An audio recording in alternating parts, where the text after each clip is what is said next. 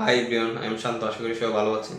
আজকে যে কনসেপ্ট নিয়ে আলোচনা করব সেটা হচ্ছে পাসপোর্ট ফাইল কেন পাসপোর্ট অফিস রিজেক্ট করে, আমাদের কোন ত্রুটিগুলো থাকে যেটা আমরা পাসপোর্ট অ্যাপ্লিকেশনের সময় করে থাকি, আর এই ত্রুটিগুলো আপনি করে থাকলে পাসপোর্ট ফাইল রিজেক্ট করবে পাসপোর্ট অফিস। সো কী কী ভুল করি আমরা, কী কী ত্রুটি করি, এগুলো সলিউশন করবো। এরকম একটা ফাইল এসেছে যেগুলো এমডি কামাল হোসেন সেই ত্রুটি করেছে, সে ভুল করেছে, যার কারণে পাসপোর্ট অফিস তারা ফাইলটা রিসেট করে দিয়েছে। সো আমরা ওইটা নিয়ে আলোচনা করব। দেখেন, আমার কাছে দুইটা ফাইল আছে, একটা হচ্ছে রিজেট করা ফাইল, আর একটা হচ্ছে যেটা আমরা সলিউশন করতেছি, যে এইভাবে আপনি আবেদন করলে রাইট হতো, যেটা আমরা সলিউশন করে দিয়েছি। সো আমরা দেখব সে কী কী ভুল করেছে। এটা তার রিজেক্ট করা ফাইল। প্রফেশন, আমি উই আর ভেরি সরি যে আমরা আপনাদেরকে ফাইল দেখাতে পারছি না, বিকজ উই হ্যাভ প্রাইভেসি, আমাদের কিছু প্রাইভেসি আছে। দেখেন, আপনারা যারা পাসপোর্ট অ্যাপ্লিকেশন করেন অথবা পাসপোর্ট অ্যাপ্লিকেশন করবেন, আপনাদের তো অভিজ্ঞতা আছে, আপনারা আমি বললে বুঝতে পারবেন। প্রথমে প্রফেশনের কথা আছে, যেটা অধিকাংশ মানুষ ভুল করে। এমডি কামাল হোসেন ভুল করেছে, সে আদার্স লিখেছে এখানে। আদার্স বেসিক্যালি কোনো প্রফেশন হয় না। আপনি যদি স্টুডেন্ট দিবেন, আপনি যদি কোনো প্রাইভেট জব করেন এক্ষেত্রে প্রাইভেট সার্ভিস দিতে পারেন। আপনি যদি গভর্নমেন্ট জব করেন এক্ষেত্রে গভর্নমেন্ট জব সিলেক্ট করবেন, বাট আপনি হাইড করবেন না। আমি অনেকেরই দেখি যে তারা প্রফেশন হাইড করে, কেন করে আমি ঠিক জানি না। আপনার কাছে কি, আপনি স্টুডেন্ট হলে আপনার কাছে কি কাগজপত্র নেই? আপনি যদি বেকারত্ব হন, আপনি কি ইউনিয়ন পরিষদ থেকে একটা বেকারত্ব সার্টিফিকেট আনতে পারবেন না? সো কেন হাইড করবেন? সেখানে আদার্স লেগেছে, সে বেসিক্যালি একটা প্রাইভেট জব করে, সে প্রাইভেট সার্ভিস দিতে পারতো, এটা তার প্রথম ভুল। এবার সেকেন্ড ভুল হচ্ছে ঠিকানার ক্ষেত্রে। স্থায়ী ঠিকানা, বর্তমান ঠিকানা। এখন স্থায়ী ঠিকানার বর্তমান ঠিকানা একটু আমি বলি। স্থায়ী ঠিকানা যেখানে আমরা জন্মগ্রহণ করি, বেসিক্যালি স্থায়ী ঠিকানা। আর বর্তমানে অনেকে দেখেছে জন্মস্থান থেকে নতুন বাড়ি করে, আমার ঠিক একই অবস্থা, নতুন বাড়ি করে, এটাকে আমরা বর্তমান ঠিকানা বলি। তো অনেকে স্থায়ী ঠিকানার বর্তমান ঠিকানা একই।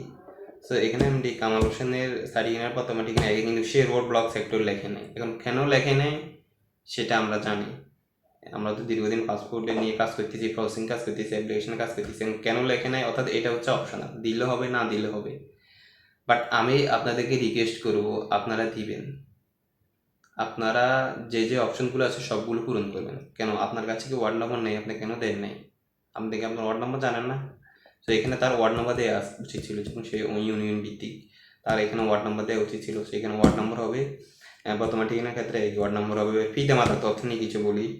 কিছুদিন আগে এরকম আমাদের একটা মেসেজ এসেছে যে তার এনআরডিতে আছে একরকম, তার পিতার এনআরডিতে আছে একরকম। ইভেন আমি নিজে দেখেছি, এই কিছুদিন আগে ফাইল একটা আসলো, তার পিতার নাম হচ্ছে এমডি লিটন, তার এনআরডিতে লেখা আছে লিটন। সো এই ক্ষেত্রে আপনি সংশোধন করতে পারেন, আর যদি সংশোধন না করেন, আপনার এনআইডিতে যেভাবে আছে ওইভাবেই দিবেন। আপনার পিতার এনআইডিতে কী হয়েছে ওটা দেখার দরকার নেই। সো এখানে দিবেন ফাদার নেম, আপনার এনআইডি অনুযায়ী যেটা আছে আপনার এনআইডিতে পিতার নাম যেটা, আর ফাদার ন্যাশনাল আইডি নাম, এটা অনেকে দিতে চায় না। ফাদার ন্যাশনাল আইডি নাম দিয়ে দিবেন, যেটা উনি দেয় নেই। ঠিক মাতার ক্ষেত্রে একই, আপনার এনআইডিতে আপনার মাতার নাম যেভাবে আছে ওইভাবে দিবেন, এবং কি মাদার ন্যাশনাল আইডিটা দিয়ে দিবেন, মাদার ন্যাশনাল আইডি নাম্বার দিয়ে দিবেন।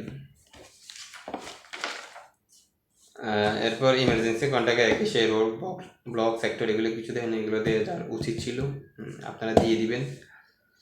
ইমার্জেন্সি জরুরি যোগাযোগের ঠিকানা, এটা আগে পুলিশ ক্লিয়ারেন্স ছিল, ওইটার ক্ষেত্রে বেশি খরচ ছিল। এখন তো পুলিশ ক্লিয়ারেন্স ক্যান্সেল করে দিয়েছে, বাট আপনারা দিবেন।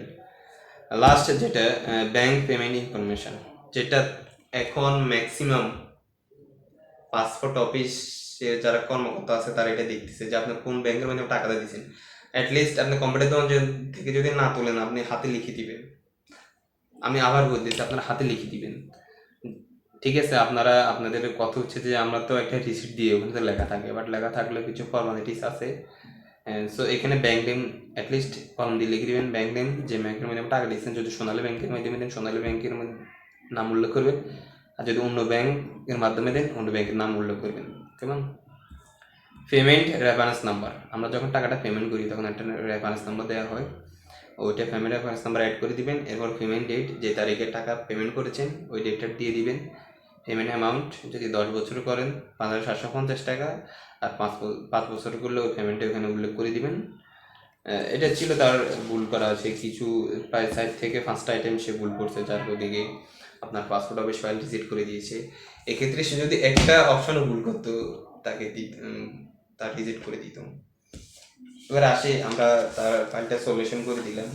দেখেন, প্রথমে আমরা প্রফেশন ঠিক করে দিলাম, প্রাইভেট সার্ভিস দিলাম। এখন কেন প্রাইভেট সার্ভিস দিয়েছি বলতে পারেন, বিকজ সে একটা প্রাইভেট জব করে। আর আপনাদেরকে বলি, প্রাইভেট সার্ভিস দিলে অনেক ক্ষেত্রে প্রাইভেট সার্ভিস দিলে ভালো, অনেকে দেয়। আর বেশিরভাগ আমরা অনেকে প্রাইভেট সার্ভিস করে থাকি, সেবা মূলত করে দিয়ে থাকি। এক্ষেত্রে কোনো ডকুমেন্ট শো করা লাগে না।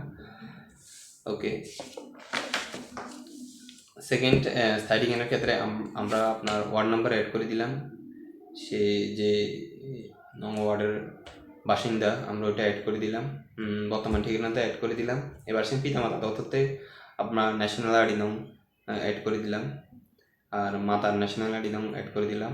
এখানে তার আর কোনো ভুলভ্রান্তি নেই। লাস্টে ইমার্জেন্সি কন্ট্যাক্টও আমরা ওয়ার্ড নাম্বার অ্যাড করে দিলাম। এবার আসুন ব্যাংক পেমেন্ট ইনফরমেশান, যেটা আলোচনা করেছি ওটা অ্যাড করে দিলাম। সোনালী ব্যাংকের মাধ্যমে সেই টাকাটা দিয়েছে। পেমেন্ট রেফারেন্স নাম্বার বলতে ওইটা আপনারা পেমেন্ট রেফারেন্স নাম্বারটা একটু দেখেন, ওআইডি যেটা লেখা থাকে প্রথম ওআইডি, এরপরে 6 থেকে 7টা সংখ্যা থাকে, প্রথম ওআইডি লেখা থাকে, ওইটা হচ্ছে বেসিক্যালি পেমেন্ট রেফারেন্স নাম্বার। যে তারিখে পেমেন্ট করছেন ওইটা দিবেন এখানে। আর পেমেন্ট অ্যামাউন্ট সে 10 বছর করেছে, 5,750 টাকা। লাস্ট পর্যায়ে সিগনেচার দিবেন, অনেকে ডেট লেখে না, সো এটা ডেটটা উল্লেখ করে দিবেন।